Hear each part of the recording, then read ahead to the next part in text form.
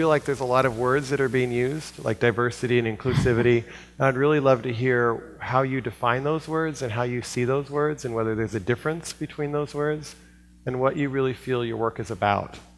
I know that's kind of a big question, but I thought I'd start with you, Nancy, and I'm particularly interested in this relationship between diversity and inclusivity. And in my experience, often when I've talked to people, the diversity piece often feels like it's something that HR people need to deal with. We just need to hire more diversity. It's not something that I'm involved with. And so I'd love for you maybe to start, and then we can work down in terms of how you see this topic. Yeah, I think they're both really important concepts, and you're right. We have for so long talked about just diversity in a sense, and I think by pairing it with its necessary corollary, which is inclusion, I think we're having a more holistic discussion. At places like Google, where we only really fairly recently have really started to have a very deep dialogue and I think acknowledge just how deep these challenges are that we face. I think it did start with diversity, which, to answer your question, is really looking to have better representation across any number of different characteristics, some of the more traditional attributes that we talk about, race, ethnicity, gender. But really, when we're thinking about diversity, we're looking at a much broader range, I think, of backgrounds and experiences and characteristics that people bring to the table, especially in the tech industry where we're looking for creativity and innovation. So we really need a very dynamic group of diverse voices to perpetuate that. But you can't just have the diversity, obviously. You've got to have inclusion. And I think that is where it moves from an HR issue, as you said, of getting the numbers in your workforce or in your community, to a broader discussion amongst the entire sort of body politic, because inclusion is about creating an environment where people feel like they can bring their whole selves, their authentic selves, to work. And that becomes the obligation of everyone, because I love what someone once said, you're not in the traffic, you are the traffic, right? And I say that sometimes at Google, where you are not in our culture, you are our culture. And so it's absolutely imperative that you recognize you're an architect of the culture.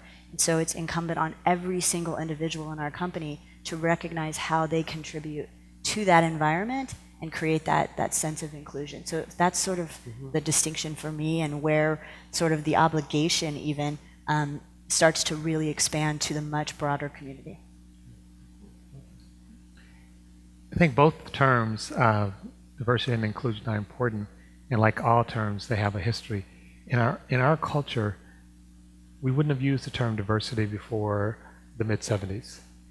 We used the term justice, and actually there's a famous case, the Bakke case, where Black and Latino students were trying to get into medical school, and Justice Powell said, basically he switched the case from one of issues of racial justice to one of diversity.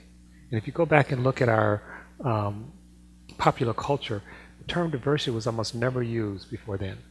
And so I think it's important to actually reintroduce the idea of justice, and to some extent inclusion helps in that regard. So it's not just, we are diverse, that's just a fact, but how we are related to each other. What are the power dynamics? Another saying that people have is that if you're not at the table, you're on the table. And so it's really important, as the world gets smaller, and with that shrinking in size, there are opportunities and conflicts, that we be very deliberate about how we relate to each other, whether it's in business, schools, our neighborhoods, or in our spiritual practice. And so, just to quickly follow up, so if we frame it in the sense of justice, how might we look at it differently than we're looking at it now? A couple of things. We are having a conference, and this is a little bit of a plug, at the Haas Institute. It's called Othering and Belonging. And what we find is that a major way that societies are organized, not just the United States, but every society, is who belongs, who feel like they have full membership, and who is othered, who are the marginalized groups. And that's not just a psychological function, that's also the way we order space. So we have a escalator, it doesn't serve people with wheelchairs, if we don't have things for people who are blind, or if we don't have language. So one thing is to think about, how do we create a world where no one is outside of it, where no group is marginalized, where no group is othered, whether that world is in a tech company or whether that world is in a city. And how do we do that so that everyone's humanity and our interconnection as humanity is fully recognized? I think, yep. Bravo. What the other piece of inclusion that speaks to me is this idea that it sort of shifts the burden. So, you know, by walking into a room, you, depending on who started out in that room, may be the person who makes it more diverse. But then it's up to the people who were previously in the room to be inclusive. And so it kind of evens out, in my mind, the responsibility and also the opportunity to impact diversity. We at Code 2040 have a lot of supporters and volunteers and partners who are not in groups that are being targeted because they're underrepresented. So a lot of our biggest supporters are white men, and they can absolutely be inclusive even if walking into a room for them doesn't make it more diverse. So it allows for kind of broader and more nuanced participation in the issue of diversity, I think. And there's certain vocations that are just extremely not diverse. And sometimes the people from those organizations, I know venture capitalist companies have been one that people have really narrowed in. But their response is, why shouldn't I just hire whoever I feel like hiring? And so what if they all look like me? So what if they all went to the same college as me? This is just like who I want to hire. You know, like, how do you feel like those people might be engaged? Or what is the response when they feel like, well, I'm just following my own freedom to employ and to be with who I want to be with, and they just happen to look a lot like me. And is there a way, how do you find yourself responding to people who might have that perspective? Anybody jump in. One of the things that we talk about on kind of a pragmatic level at Code 2040 is this idea that the population of the United States is changing. And so the year 2040 is the year when people of color are projected to be the majority. And what that means is a workforce that just looks very different than the workforce that we have now. So when, from a company perspective, diversity and inclusion ends up being a matter of growth and survival. So it's sort of, if somebody doesn't see the value, then I think ultimately they're hurting themselves as well. How do you see that? Oh, did you have? Yes, there's a book by, one of the things that's sort of becoming very important in terms of understanding these issues is the whole idea of the mind science, which looks at things like implicit bias, anxiety, stereotypes. Two things. One, as the country becomes more diverse, we're also becoming more anxious. There's a lot of data showing that actually we're not dealing with it. We're becoming more anxious? Anxious. We're actually not dealing with it all that well. The other is that, so in this book is titled Blind Spot. It's written by Mazrin Banaje and Anthony Greenwald. And they're playing with the idea that we all have blind spots. Literally, you have blind spots in your vision. But we also have blind spots in terms of our perspective and our cultural location. So we're not just talking about people who look different. So whiteness, blackness, Latino, it represents more than just phenotype. It represents social location. And when you have women, men, we have everyone who's the same. And there's a lot of work on this. We all have the same blind spot. And there are advantages and disadvantages of that. But ultimately, you don't want to have a blind spot. And so when we have real inclusiveness, we actually compensate for each other's blind spot. So it goes beyond just we're concerned that we all look alike. It's a deeper concern of we all have the same blind spot. So I think that's, if I can mind me following up, I think one of the kind of questions that I have is, you know, if I'm a white male, which I am, or I'm pretty sure I am, how do I become aware of what that gives me, since I don't have the experience necessarily of being in another person's body or another person's experience, or I was raised in Texas. That's what I know. Do you think there's certain ways? Is it having more of a diverse community where those other parts that might be my blind spots begin to show itself? Just very quickly, all of us have limitations, and we in part compensate for our limitations by having a set of relationships. And so if you have relationships with people who are not white men, who are not from Texas, who are not from the United States, it changes you. So part of the diversity is about deep relationships, and this also leans into the whole thing in terms of spirituality and mindfulness. That because when we sort of bump up against someone that's different, there's a tendency to be anxious. They're different than me. Mindfulness creates a space where there can be compassion and we can connect. And so if we're not connecting, it's not simply those who are outside that are losing out. We're losing out. The world is becoming more complex. We're becoming more complex. That's the positive side of diversity. If I can jump in, sure. Yeah, I mean, answering the initial question, which is sort of how do you capture the attention of these individuals who think it's not my problem, for lack of a better Or term, even if I right? think Or it is part of my problem, but I don't even know I don't how know to how to solve see. it. I don't know how to solve it. Yeah. Or I don't know I don't how even know I'm how to see contributing. what I'm. Yeah. Yeah, and I think you know it's been my team's work at Google to really try and figure out the multiple ways that you can have this dialogue with individuals so you can capture their attention and their interest. And there's been any number of ways that worked. I mean, the practical is a wonderful example because I think that resonates with some audiences. There's also just the business case that we talk about a lot, right, for diversity. When it comes to greater innovation or creativity, having a diverse set of perspectives will mean you can be responsive to the product needs of a wider range of users. But to this other question of how do I become sympathetic, I think we've been really focused on raising awareness about unconscious bias. So sort of the counterpart to blind spots is this idea that we all walk around with these biases and aren't even aware of them or aware of the unintended consequences. Who we talk to, who we don't talk to, who we trust. Right. Who we don't trust, Or who I we mean, see, the example I use is I've talked that I talked a lot about is when you go to you're late for the airport for your flight and you're flying Southwest, so you're going to sit in a middle seat. And because that's how they do their onboarding, and you start going down the aisle and you're looking at people and you're making judgments as you look at them about who you're going to sit next to. Now, some of you are going to say, "I'm going to sit next to a really tiny person, right, who's sleeping." But by and large, we're filling in information that we lack to tell a story so that we can make decisions because we lack sufficient information. And that happens in all kinds of processes and decisions that we make in the workplace, in our interpersonal relationships.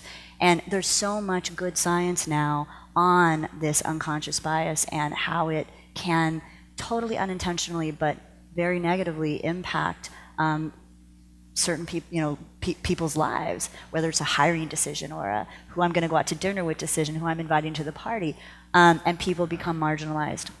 And so I think by raising this awareness, and the implicit association test is a good example of this. It's a Harvard test where you can take it, go online, and all of us who want to believe we don't have that bias will probably find out we do, even when we're amazingly conscious of it and deliberately trying to avoid it.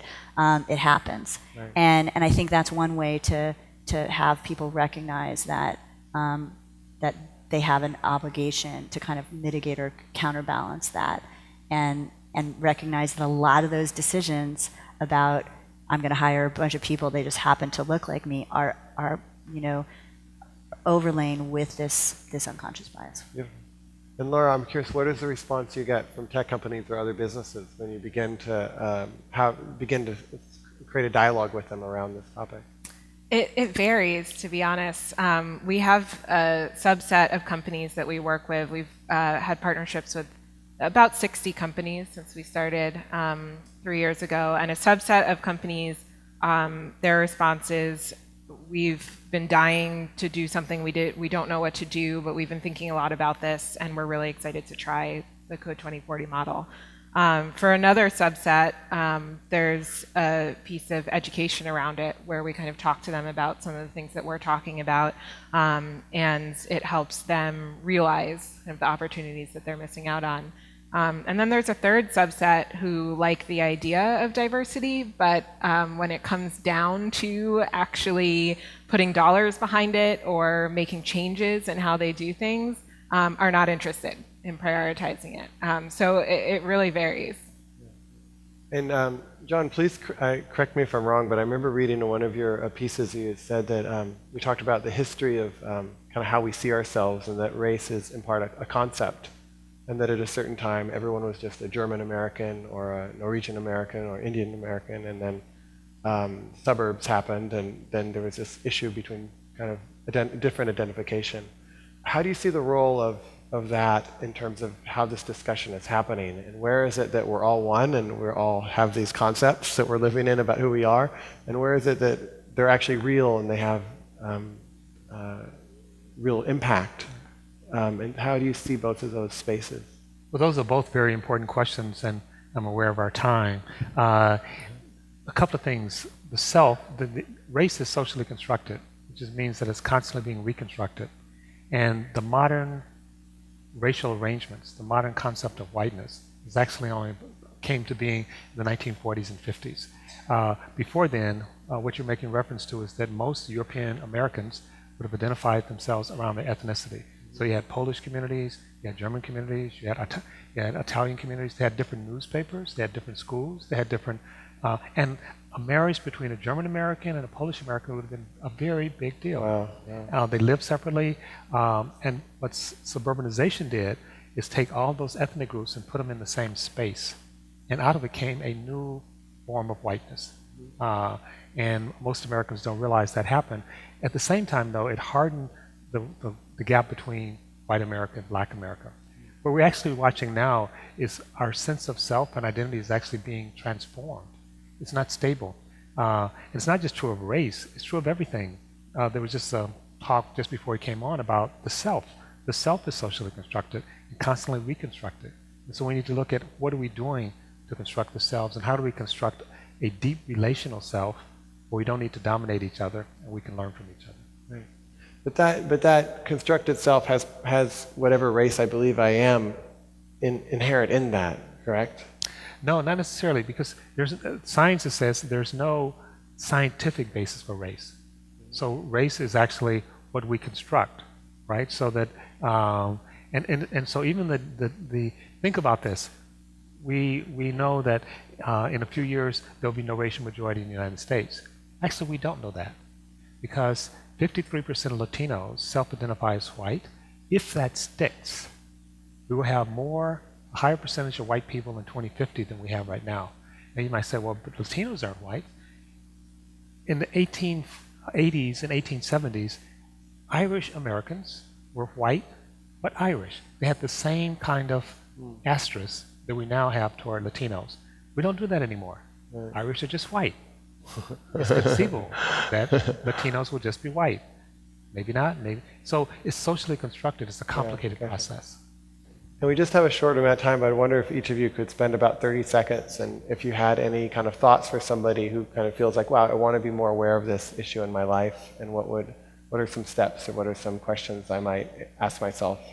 For example, one might be, who are your friends and who are not your friends? Do either of you have some thoughts just in terms of helpful questions or inquiries that you feel are important? I think that's the right place to start, is just being mindful of the rooms that you're in throughout your day, your working day, your personal life, and how diverse they are. It's something that when you're accustomed to being a minority in a space, you often notice, and when you're accustomed to being in the majority group, you often don't.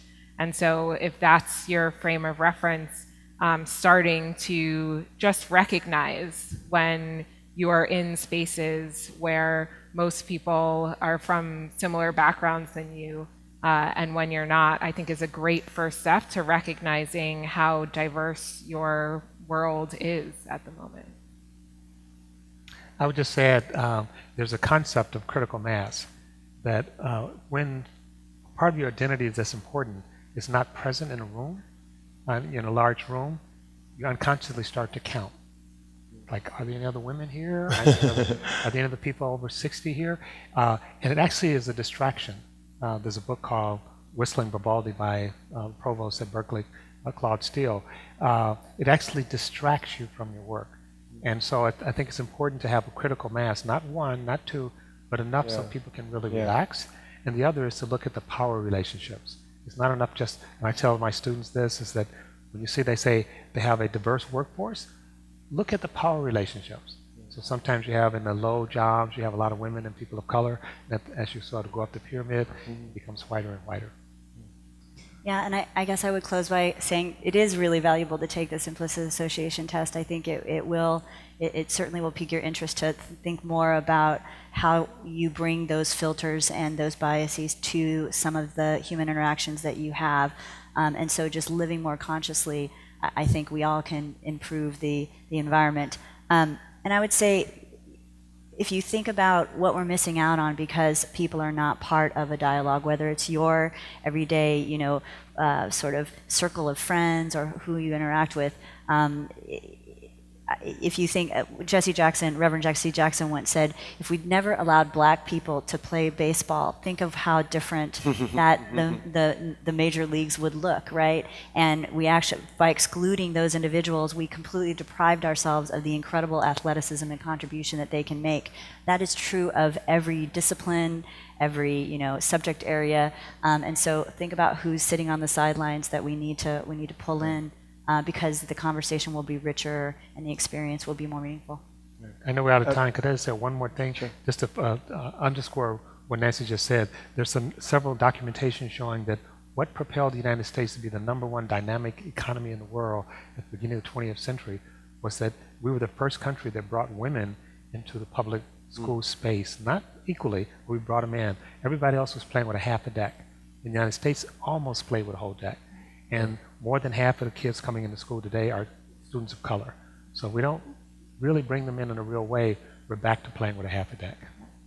And my guess is those who are interested, because I know our time is short and we're ending, but those who are interested, John can join you for the Otherness and Belonging Conference, and that's in Berkeley in March? It's in April 26th, April April 23rd to 26th. If you go on the Haas website, we'd love to have you. Great. You all belong. It's a beautiful title. I saw it, I was like, that's good. All right, thank you so much for joining us today. Thank you, guys. Thank you.